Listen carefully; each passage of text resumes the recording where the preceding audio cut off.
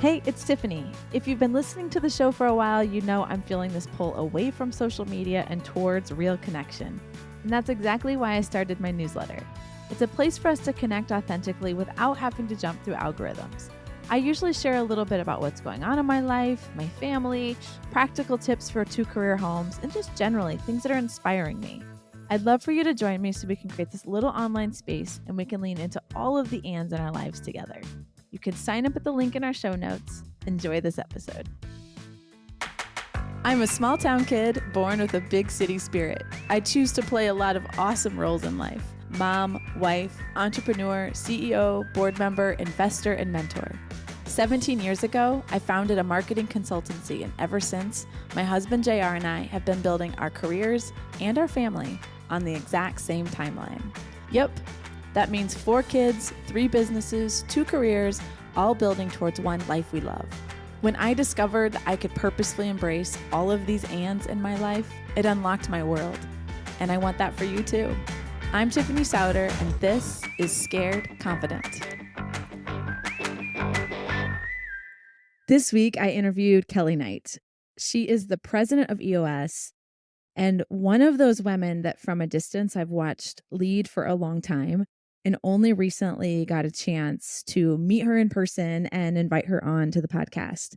Just really an individual who for a long time has had high expectations of life, and you can tell has figured out how to perform at a really high level for like decades.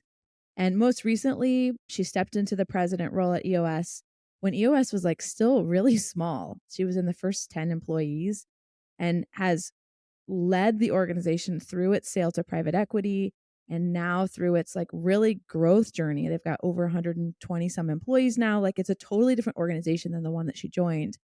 And it's really cool to see her continue to grow and push herself and to hear just her themes of leadership. I also wanted to explore with her, so make sure you listen to this part.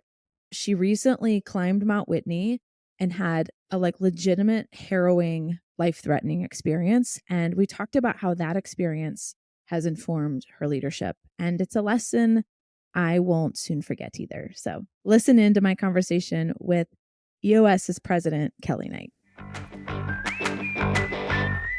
How are things? Do you guys feel like there's a deep breath period after the conference or not so much? Absolutely not. Yeah. I mean, it's an exciting thing, but has so many facets to it. And certainly that week is a ramp up to so many different things. Certainly a very full week, but we really continue to hit the ground running post conference. So yeah, I get that. What are your kid ages? So my oldest is 23. It's our son, Okay. Ryan. And then we've got Katie, who is 21. She's official now. And then we have a daughter, Lauren, who just turned 16. Yeah, I just had mine so late that it's like my friends' kids are going to college for sure, but it is not my life. Your baby's 16. Okay. Yeah, baby's 16. So there was a little bit of a gap, between baby 2 and baby 3. When your kids were home and like younger, was your career like it is now, or did you ramp into this? It's a good question. Say I ramped into it really more than anything. I mean, it was very full. Well, it's funny how perspective of life is. So at the time, truthfully, I mean, I had 3 little kids and I was doing a startup. So what am I talking about? I mean, that was challenging, and it's just, perspective. This is just different. And so I came from running my own business and selling it and then doing a startup. And then I did that for 7 years and then came and did kind of a like saved business kind of thing here in Michigan, and then was recruited away only just a couple of years later to come to EOS. So, it's like every little phase of your journey is different and exciting, and you appreciate every phase of it. But looking back, if I were to look at it in isolation, each one of those was challenging at the time. Totally. Yeah. And then did your husband work outside the home or does he stay home? He has his office in the lower level. Okay. But he's a commodity management specialist. He had always been in the office, but since COVID, he's been working too. So we both get to be working from home, which is nice. Yeah, see each other more. So you guys were very much 2 career home. Yeah, very much. So that's been, both a blessing and a curse from time to time, know, depending upon because it's just a challenge, as you well know. Mhm. The story and that you shared at the EOS conference is really can be very challenging, right? Uh-huh. The competing needs of what your family is going through and your children are going through in different businesses, and you're trying to balance the best way that you can. So you're like a half stage in front of me. My oldest is 14, your youngest is 16. So we're like almost daisy chained. Yeah. Sitting where you are right now, when you think back to even like 10 years ago when your oldest is 13, there do you look back and say like I am at peace with the choices I made, or are there things that you would do differently knowing what you know now? For sure, there's always things you would do differently, but largely I feel at peace. And the reason why is because variations of the quote are attributed to different people, but Jackie Kennedy Onassis had this phrase that, roots to grow and wings to fly. There's, again, different variations of Mhm. that. I remember reading about her and about her philosophy of raising children and thinking, that's kind of the way that I feel. I want to be present with my children. And yet I also feel it's really important for me to have the ability to go and thrive and do things that I'm really interested in. I didn't feel like being at home all the time was the right choice for me. Mhm. Um, and so, in having said that, I was really blessed that I was in the financial industry. And this was not when it was very popular, Tiffany. Yeah, Just, right. but I was pregnant with Ryan, my firstborn baby, and I have these idealistic ways that, of course, I want to do things. And I had read that quote and went to the managing partner of the financial advisory business that we were running. And I said, "Hey, I want to work from home and I'll come in a couple days a week to meet with clients. But the rest of the days, I'm going to be doing my casework and everything from home." And I just laid out and explained the way that I had planned to execute and do that what I thought would be well. And he was like, "Okay, all right, let's try it, see what happens." And I just, kind of the thing that I'm most proud about is back then that I was brazen enough at a time in the industry 20, 25 years ago when women just kind of didn't do that. It wasn't Mhm. like it was in an office. There wasn't the COVID thing where the virtual or hybrid was typical. And that I was just comfortable enough to be able to ask Yeah. and to just almost expect it. It's kind of an odd thing. I can't imagine that they would say no. And he didn't. But that being said, it was very challenging, much more challenging than I anticipated, right? So the little like agreement of how we would work was the easy part. The hard part was really putting it into practice. And you've Mm. got to know, and how are you going to manage that at home? And I didn't at the time, I didn't really want a lot of help and thought that I could do it all on my own, and realized, of course, very quickly that it's not shameful to want or need help. And Mhm. I had to learn a lot of lessons along the way. But by and large, I'm pretty happy with the decisions because I kept the idea of what was going to be good in my world for connection and keeping circles connected to my family tight. What do So your kids say about it? Because I ask my kids even now, like, what are your observations about our lives? What are the things where you're like, this is nuts. I definitely will not do this in my own household. And what are the things where you're like, oh, I love it. And your kids are beginning, at 23, beginning to kind of sure. be able to reflect on some of that.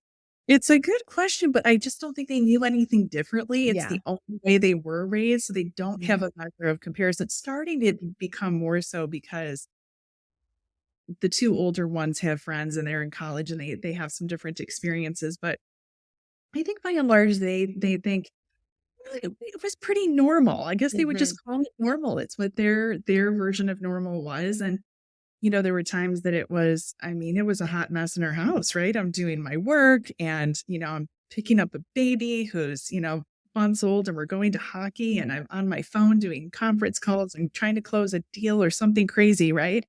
And it was just normal for them. Mhm. It just goes to show the resilience of little beings to kind of adapt and mold to whatever their environments are. And, I think they always knew that I was doing my best, Yeah, totally. very. Yeah, there's a lot to that for sure. Did you see your mom work outside the home? Is that what you saw growing up? Well, growing up, my mom was a stay-at-home mom for a long time, but then when I was about 12 years old, she went back to school to become a physical therapist. And so that was interesting because it was sort of midstream. maybe a little further than that, even into my childhood. So it was a different thing when she decided to go back to school and study that. But I remember thinking that how cool that was that I had her at home for the really early years. And then I would come home to get a snack out of the refrigerator and I'd find like a heart wrapped in paper because she was doing like dissection, you know? I think I was going to get like bologna or something out of the refrigerator. So anyway, That's hilarious. and also my mom, by the time I had children, she was retired from her craft and she was very present with my children. Mhm. And she passed away 5 years ago, but very present with my children and lived 5 minutes away. So I've had that blessing to have her very supportive to the upbringing of my children. When you were little, did you picture that this is what your life would look like, Kelly?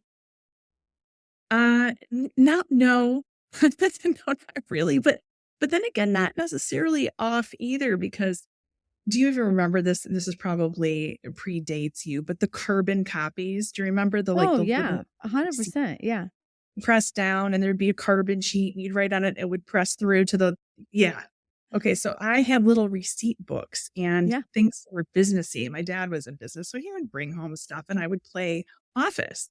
So, I mean, in a very funny sense, like I always enjoyed the craft of building a business or thinking about a business, even as a little tiny girl. But I certainly did not necessarily imagine that I would have done the things that I've done today, but it has been fun.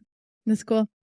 So tell me, I think one of the most important parts of a career or of a life, let's call it a life, is the process of discovering this is what I'm excellent at. Like this is where I thrive. These are my talents. This is the place I know I can add value to the people and the world and the purposes around me. So what were the moments along the way for you where you started to realize who you were, the way you were wired, and the places where you could really have impact? Yeah, there are moments of time that I pick out throughout the way. The one of the ones that stands out to me is when I was with United Capital, and basically our financial advisory practice was sold, and we were coming together with a group of people. We were in Michigan, and they were in California, and we were coming together to build a new company called United Capital. And what we brought with us was the idea of how financial advisory or financial practices were born. And they were bringing, you know, other capabilities and know how about just running business and capital and things like that. So we were basically bringing two different mindsets together to build this new RIA managed money business. And what was really cool is all I had ever known was being a financial advisor and running my own business. But then doing the startup, I showed up with my backpack and a folding chair, quite literally, in a room. And we figured out how we were going to start a whole new business. But it was cool because I knew my craft back from being a financial advisor. But what I didn't know is all the curiosity and the learning that I was going to have to take that and learn how to build platforms and communicate with people and build a really an enterprise, a business. Mhm. So it was really fun to see that I didn't know that I actually had vision and the capability to build businesses that way. I sort of always thought I was more or less like an individual practitioner, right? In the financial advisory space. Like, oh, I can do this. I can work with clients. And that was very cool and neat. But then I would get curious and say, oh, I really want to work with the technology team because I want to see how the platforms are built. So then every piece of curiosity along the way is what built that next capability that took me to wherever it was I was meant to go. So I would take whatever craft I had and just build on it. And through pure curiosity and collaboration with others, that curiosity piece is actually what launched me to go do something else. It was never the core thing. So that was, fun to see how that just continued to evolve over time. And then, of course, after 7 years, I left there. That company was sold to Goldman Sachs and then did some other things here in Michigan and then ended up at EOS Worldwide. And then I never knew I was an integrator. So then coming here, another example was I didn't know what an integrator was. That was only born out of the fact that I had been in Vancouver. I was on a vacation. I dislocated my shoulder really badly, and I was on a good number of narcotics. Somehow came back to the United States, and I was sitting in a dark room because I was in so much pain. I was having migraines, and I'm tinkering away on my laptop. And lo and behold, I get a phone call from a recruiter, and I have a conversation no clue, hung up and immediately could not recall what I'd even spoken about. My husband comes in to check on me and he says, "How you doing?" I said, "I don't know. I think I had a conversation with the recruiter." And he said, "You did?" And so, He's like, "I don't know if you're in the shape for that, Kelly." Yeah. so then literally a day later, recruiter calls me back. I have another conversation. Don't remember any of it. Again, still on 3 different kinds of narcotics, heavily drugged, very heavily drugged. And it was after that that I got the call that they wanted to fly in Mike Fromelt from Keystone Search, who they do a lot of integrator searches. And I said, "Okay, I need to clean up my act and get off of these painkillers for my shoulders so that I could have a coherent conversation." So that is really how I came to know EOS and EOS Worldwide. I did not come from the world. I wasn't an implementer. My company did not run on EOS. I had not read traction. I mean, quite literally was the most novice of novice. But once I understood what the integrator role was, I said, so this is what I was meant to do. This is my unique ability. I never knew what to call it. Um, but now that I've had it described and I can see it in the real world, it's 100% who I am and what I'm meant to do. So, Was it a process for you, Kelly, to see yourself as a president, to like wear that title and like to get comfortable with the orientation? There's one thing to sort of start a practice and say, like, I know my clients, I started this from the ground up, I know the things. And then to start something again, kind of from the ground up and know how it's all wired. And then to come in and say, this is already an organization. It needs leadership to the next level. You'd seen you could grow stuff, but in that capacity, you hadn't really done the thing yet. that's right. I had had people working for me in different capacities, but to lead in this way was very different. But I tell you what I had learned through trying all these different curiosities was truly how much I love people. I love the process of what we call here at EOS LMA. So leadership plus management equals accountability. And the most fun I have is collaboration. Now, collaboration sometimes comes in the form of partnerships or whatnot, but also the internal team. I just love that craft. So it was something that I needed to learn more, right? I had done it in a very limited way, but I just loved it. And also the passion for what EOS means to the world, how we show up to help entrepreneurs live their ideal lives and get everything they want from their business. I just love every little thing about it. So the way that we do that is through people. It's through our implementer community. Those are business coaches out in the world who teach and facilitate and coach EOS with leadership teams of companies, target market size 10 to 250. But then we also do that through our own internal team who has grown from, it was 7 years ago that I took the integrator seat here at EOS. And I was the first W-2 employee. Wow. So imagine that. And now we're Yeah. 125 people 6+ years later. But so it was really truly taking a very teeny tiny team and growing it. And we still continue to grow about 40% a year. So it's just been the most fun thing I've ever done, the most rewarding. And I love every minute of it. What's that transition been like for you, Kelly, in going from it was more founder led when you started, and I don't know how far Gino could see into the future as far as knowing that he was going to sell it or not. Um, I've heard fringes of the story, and it sounds like it wasn't totally his plan, probably when you started. And so now here you are, owned by very smart, but they're private equity. Looking for maybe different type of urgency to growth and a different imperative than when you joined the organization. What has that change in orientation been like for you? Oh, it's been the coolest journey, Tiffany, because when I first came in, I had this blessed set of about 2 years of Gino Wickman, who's the founder, creator of all things EOS, and his business partner, integrator, Don Tinney. The two of them could not be more different from one another, but their gifts are both plentiful. I mean, they're just both so hugely helpful in helping me really learn EOS and be who I am as a leader today. But to come in, I think they always had a mindset that they would eventually sell the company, but it gave me the grounding and the footing to really understand how we take EOS to the world through our implement community, through books, and through the web-based platform, and really to understand that tripod, the flywheel that makes EOS what it is, and the abundance mindset and all the philosophies. But Gino did really know that the business was going to transform in a way, and he would not want to do it. So the second I said, "Hey, Gino, we're going to need an employee handbook and a lot of these other things," and he's like, an employee handbook, I'm out.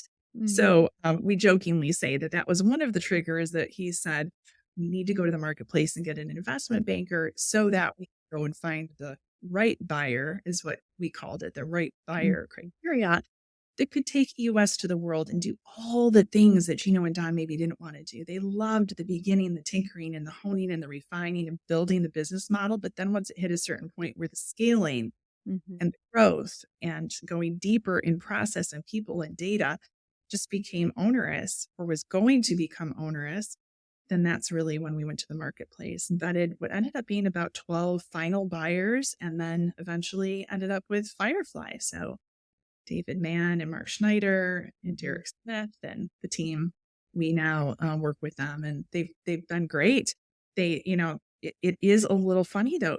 I say this, and that's a little like getting married, but you've barely dated. You've gone Mhm. through this process. So it can be a little awkward at first. You're learning to get to know each other. We have a certain way that we've done business, right? And we think that there's a lot of like merit to that and the core Yes. philosophies and whatnot. But they also bring a lot of interesting thinking and ideation and partnership to the table too. So it really is like a marriage. You kind of have to take a deep breath and say, okay, where are we at? Here's where the company has been. Here's the history, and we want to honor it. And we're excited about partnering with you so that we can take US to the next level. Doing all the things that Gino just never would have wanted to do. And that's okay, Mhm. because it's honoring the gift of what he created and perpetuating it to the world in different ways. Along the way, the title of the podcast is Scare Confident. You present like, I totally understand it. I know where we're going. I know my role in it, which I'm not saying is easy to do, but there's like a sense of you're 7 years into the process. As you were going through that, were there moments where like fear would take hold of your thoughts, or like you'd be like, blah, what is happening? Like, does that ever happen to you? Sure. Oh my gosh. Still pretty much every day, because I say, as the integrator of EOS Worldwide, I'm simultaneously thrilled and terrified to Uh, do what I do every day. Because I think what makes me feel that way is that have a responsibility for the incredible work that is being done through EOS, and to protect and perpetuate and provide it to the world forever. And somehow I have this, thinking that somehow I could screw it up forever too. So I'm very, very concerned and thoughtful about, how do we do this? How do we continue to take what's made EOS special and continue to hone and refine it and experiment and do things that we've never done before, but to honor the basic premise that had always been EOS. And I just think that that is so cool. So all along the way, sure, there are pivotal moments where there's things you can control and things you can't control. So, as an example, with COVID, couldn't not control a situation, right? We're 100% in person company for events, where we do training events and whatnot. And that couldn't happen. mhm, So, we literally had 90% of our revenues in jeopardy overnight. So, pretty terrifying moment. mhm, And so we take a deep breath and then we say, okay, well, we can't control everything, but what can we do? What can we do to provide for our implementers, provide for our teams, provide for companies who are struggling and suffering with the pandemic, just like the rest of us, just not quite knowing how to keep our feet underneath ourselves and continue to move the ball down the court with such a, just a really difficult situation.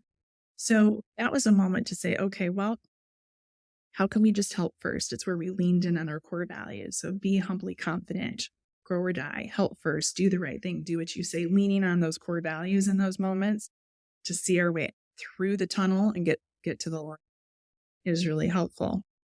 We had a situation where our business model was being threatened, and so we could not continue as a membership model. And so the thing that we needed to do to protect it and preserve it forever was to make it into a franchise model. And so that was also terrifying, because some people love franchise, some people don't. Our community was very accustomed. We have 400 EOS implementers accustomed to the way that we had always done business, and threatened the security of what they had always relied upon is EOS. And so, it was Mark O'Donnell, visionary of EOS, and myself. Actually, at the time, Mark wasn't even visionary. He was our head coach, but we've teamed up along with the implementer community and just figured out how do we row together to get through the franchise. And so that was a terrifying moment too, because again, the entire model was being threatened. And so how do we protect that and put a wrapper around that forever? So there's just pivotal moments all throughout the journey where you think it could completely crumble the business, and it could have if not for really good people, both on the EOS Worldwide team and also in our EOS implementer community to just say, nope, that's okay. We're just going to stack hands and we're going to figure out how to get through it. And then, of course, we had the Firefly group that just 5 years ago, May 11th, 2018, is when we officially became partners. And so they've been really supportive and just really great. I can't even say enough. Private equity gets a really bad rap sometimes, but you have to look at the individuals behind the work. And so they've been, as good a partner as anybody could be. So I want to go back to just revisiting this like switch from membership entity to a franchise.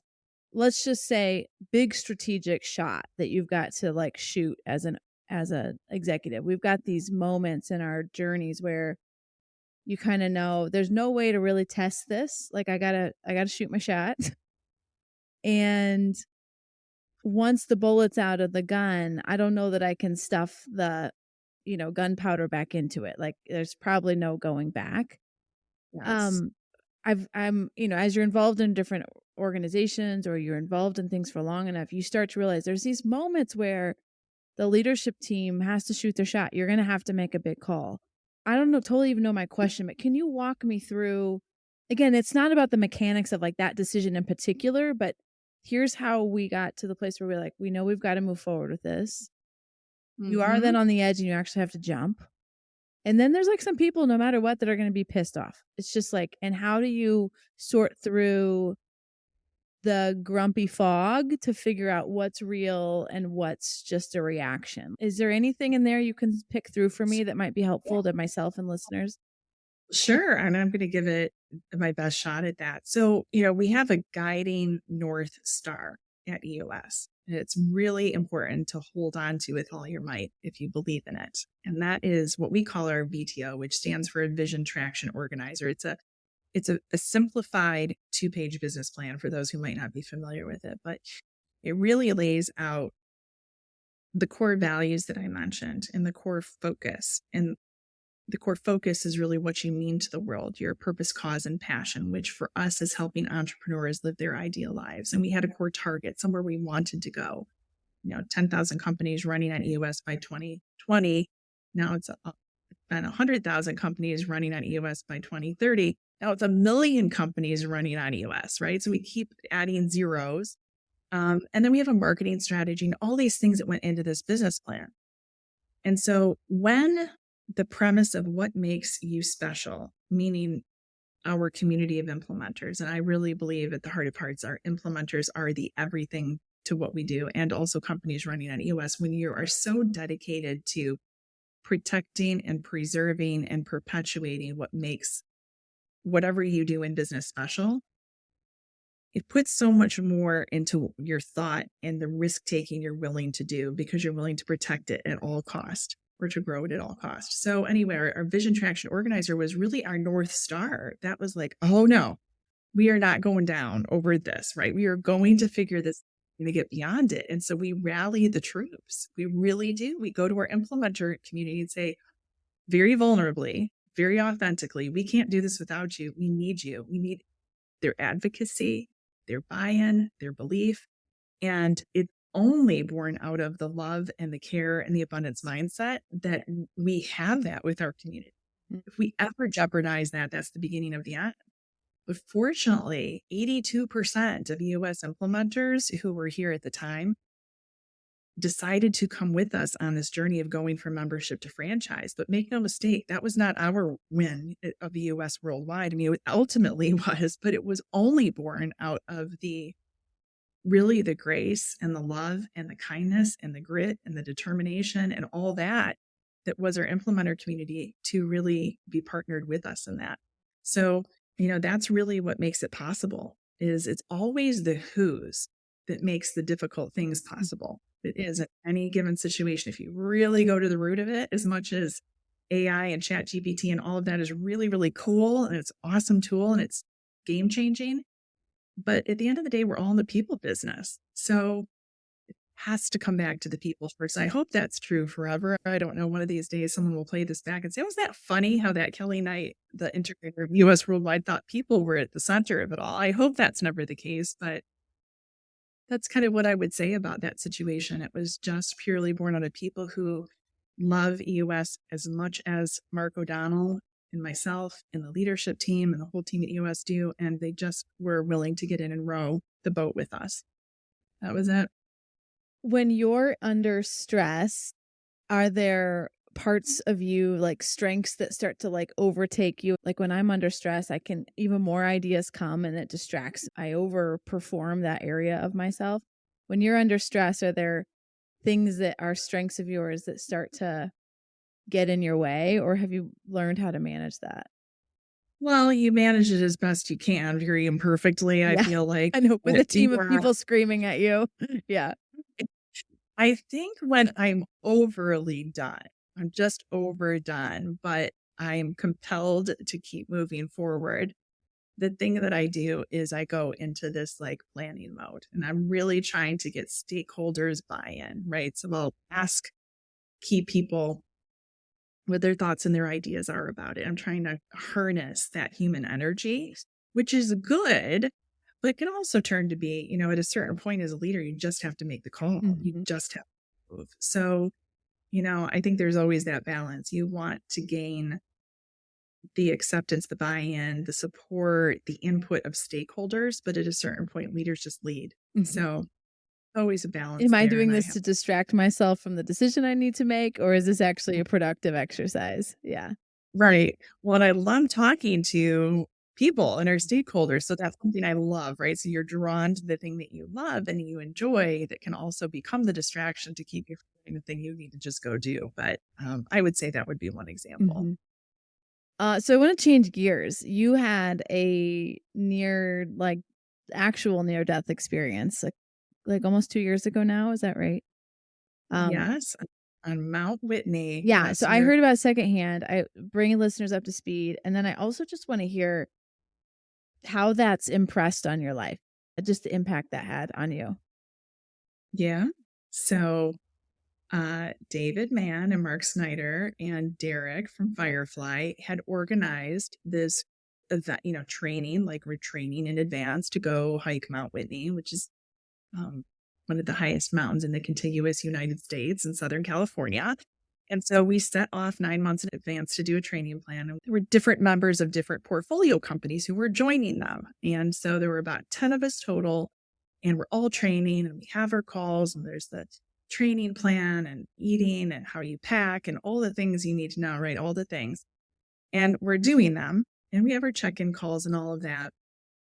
And then we get to Southern California and we get in like a day or two in advance. And so we're acclimating a little bit and getting ready to go. And sure enough, so the day of, we are very early in the morning and we set off to what we think is going to be maybe 12 to 16-hour day. And we're hiking. And all of a sudden, I begin to get a headache, but that's not unusual for me. I'll sometimes get migraines and whatnot. So I pop my medicine and I'd taken all the medications that they had given for AMS. So altitude sickness, basically, to prevent altitude sickness. I was taking them days in advance. And for some odd reason, I was really obsessed about this in advance. I'm like, I want to make sure I have the right medications for this. And I take them well in advance, as exactly as prescribed. I don't know why. I think I was the only one out of 10 that was maybe that neurotic about it, but there I was. So again, following the plan. And there we go. I get a headache. I take my stuff. We keep going. Well, to make a very long story short, I end up getting AMS, but we keep hiking. Right? Like we didn't know necessarily at first that it was AMS, but we keep hiking and somehow, and I'm slow, like at a certain point going up the mountain because it is debilitating. What And did it feel unfortunately, like to you? Yeah. well, I mean, it starts off again as a headache and then, you feel pressure, but then what happens is your brain actually isn't functioning normally. It's irrational. You begin to think that you can do things you can't do and that you can continue hiking as an example. When you have no business hiking, you need to turn around and go back down, because the only thing that will cure that is to get out of the elevation, right? It's the elevation as you climb. So it only gets worse. So the more you go up, the worse it gets. But yet, the 10 of us keep hiking. Just keep going, because this is what we do. This is what Totally. we do. Yeah. So again, we get eventually to the top. And by this point, I'm vomiting. Oh, So you made it all the way to the top.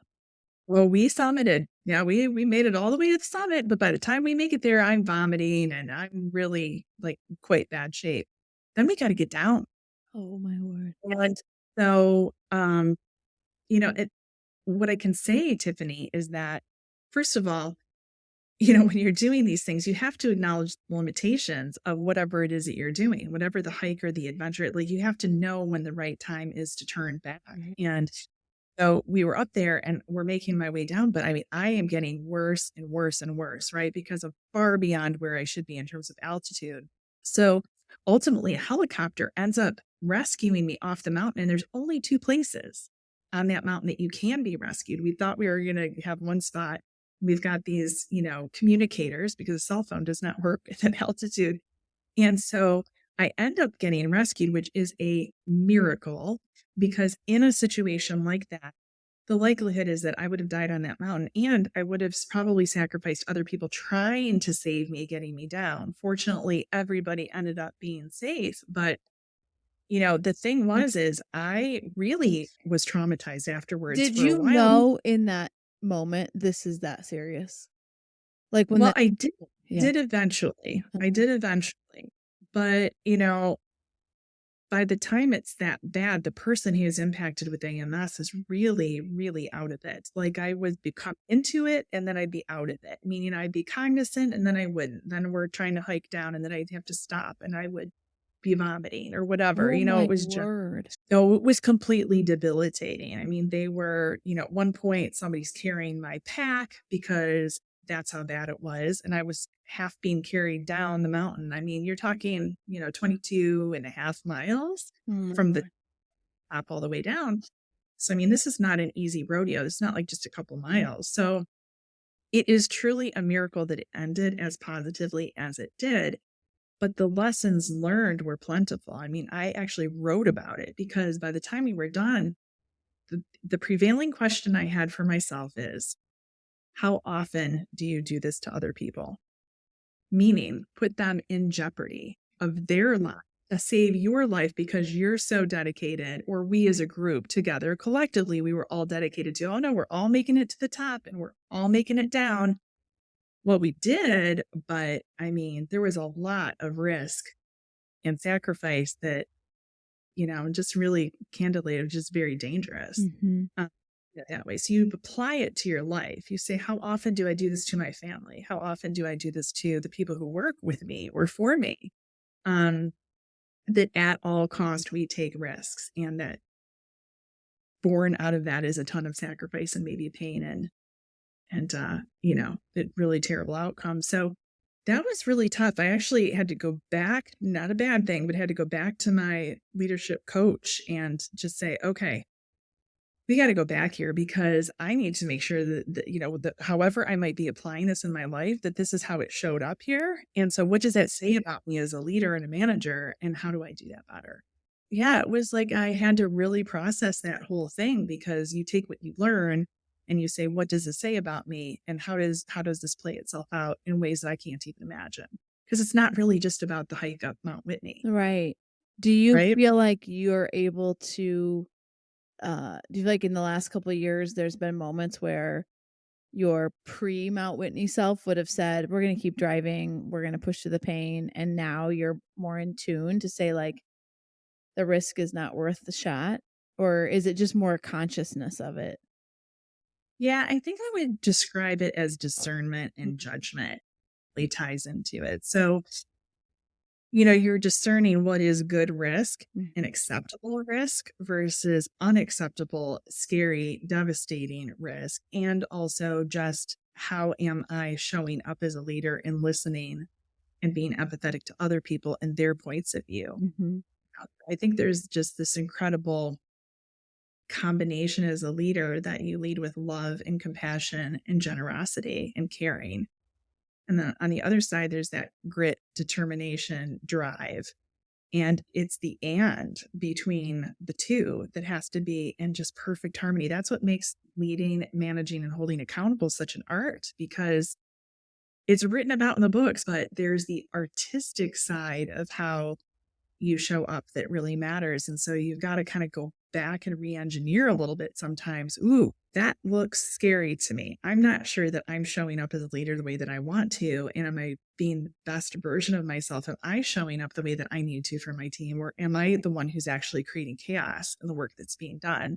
I feel responsible that when I send people home at night, that they feel like they lead a great life. Mm. So that's the tough part, right? Mhm. You got to kind of decompress and digest that. And there's some harsh truths sometimes that you've got to really put in place to come back and say, how am I going to use this as a springboard to become the next best version of myself as a leader Mhm. and a man for the greater good?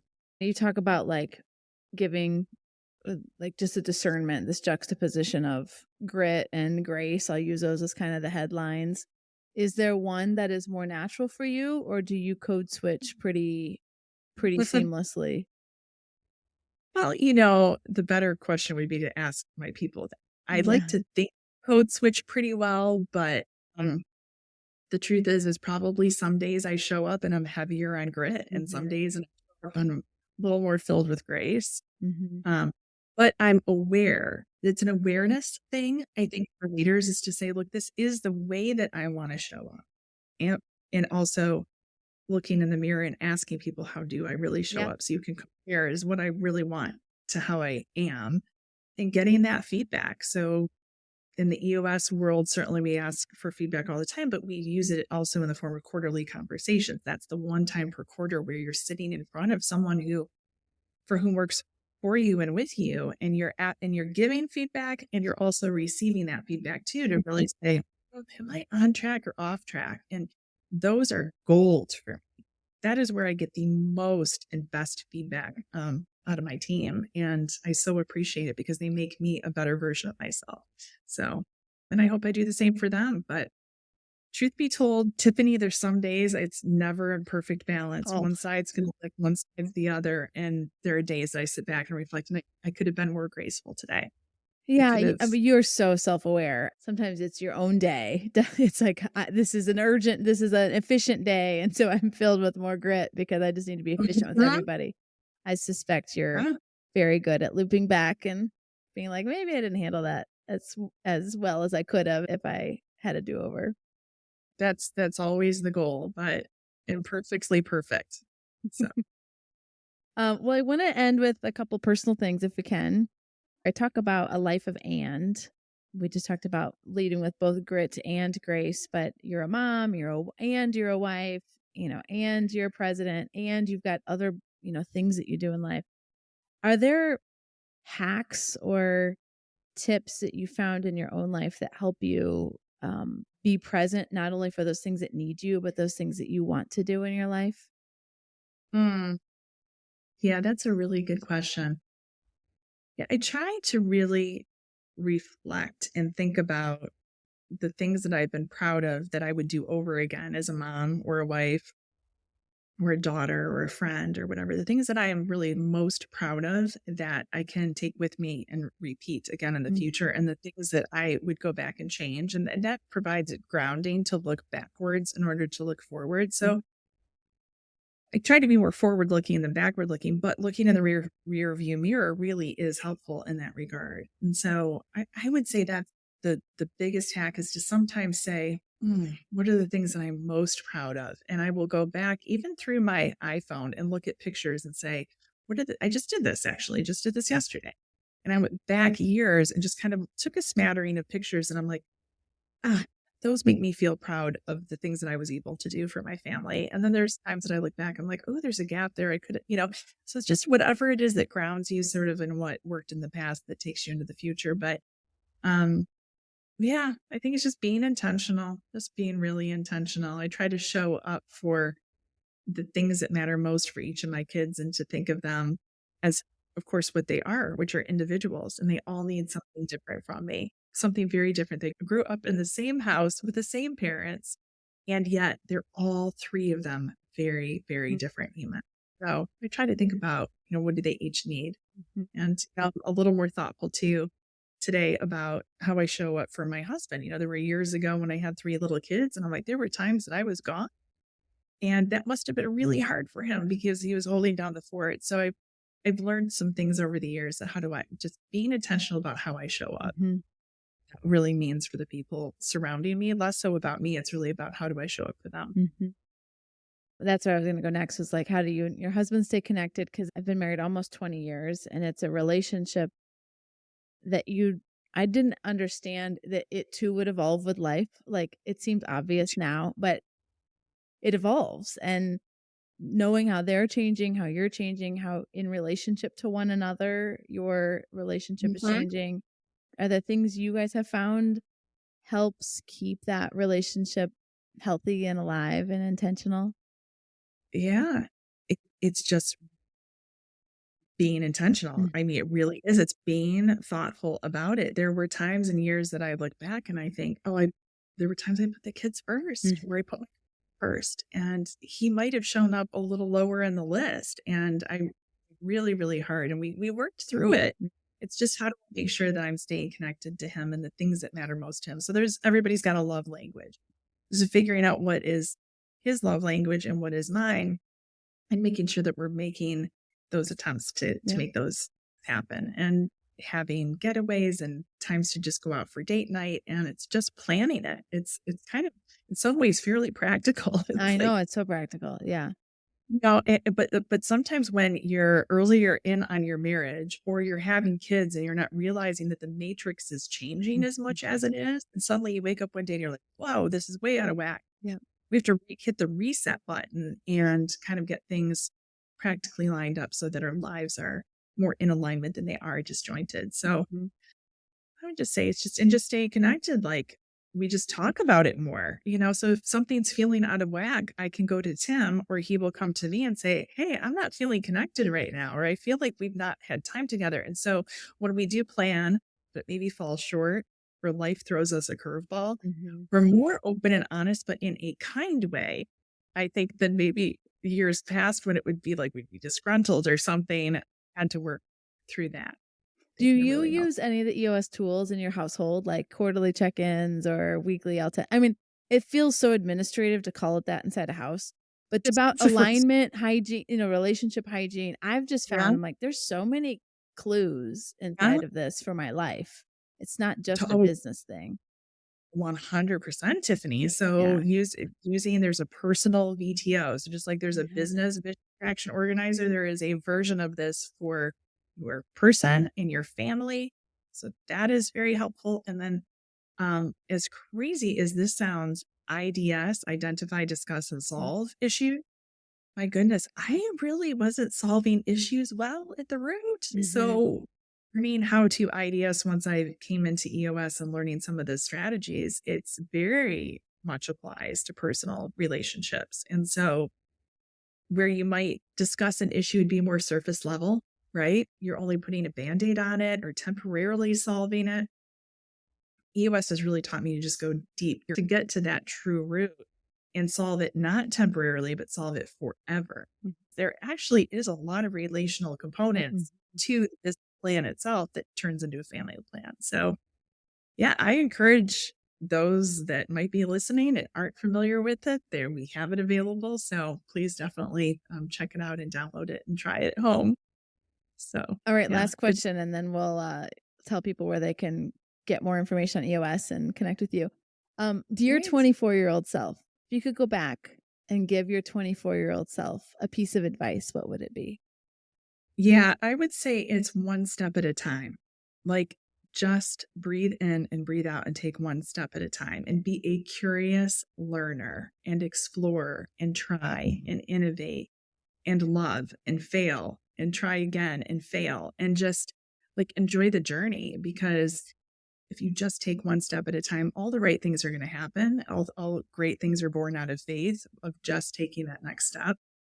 So rather than be like afraid that it was the wrong step or that I'm making the wrong decision or a choice, and kind of some of that perfectionist mentality I might have had, and still it rears its ugly head from time to time. But if I could have calmed that down a little bit, I think my 24-year-old self would have probably thrived even more and been able to spread those wings and fly. That's awesome advice. Kelly, if people are interested in learning more about EOS, where's the best place for them to go? This has made a huge impact on my life and on my business and my family and all the things I touch. So where can they learn more about EOS? I love that, Tiffany. EOSworldwide.com, all things there, lots of resources and tools and helpful things there. We've got some great campaigns coming out this year. Strong in 6 is coming out this year. That's the 6 key components of EOS. And the We Run on EOS is also pretty exciting. So the impact that EOS is making in the world, we'd love to feature organizations that are having success and what a difference they're making in the world. So please check all of that out there at EOSworldwide.com. And for me, I'm on LinkedIn and Twitter. And so would love to have you connect with me there too. Yeah, we'll put links in our show notes. And Kelly, if they are looking to hire an implementer, there's a directory on the EOS website as well. Is that correct? Yes, indeed. And we've got, 650 incredible EOS implementers that are here to help you all over the world. So please do check that out. There's a directory, as you say, right on the main page, upper menu, EOS Implementer Directory. Check them out there. They are some of the best people you will ever find on the face of the planet. They really are. Well, Kelly, thanks for joining me. You are, I think, a special combination of strength and humanity. And there's many close and far away from you that really look up to you. So thanks for sharing a little bit of your story and some of your secret sauce with us. Well, it is a pleasure to be with you. And you made such a difference with everyone at the EOS conference and afterwards, people who were playing back what you had to say. I mean, definitely a proven highlight from the conference this year. So thank you for sharing your journey and your story with us. We are super grateful. And to include you in the EOS community, thank you for all you do. Thanks, Kelly. Thanks so much. Thank you for joining me on another episode of Scared Confident. Until next time, keep telling fear. You will not decide what happens in my life. I will. If you want to get the inside scoop, sign up for my newsletter. We decided to make content for you instead of social media algorithms. The link is waiting for you in show notes, or you can head over to tiffanysouter.com. Thanks for listening in.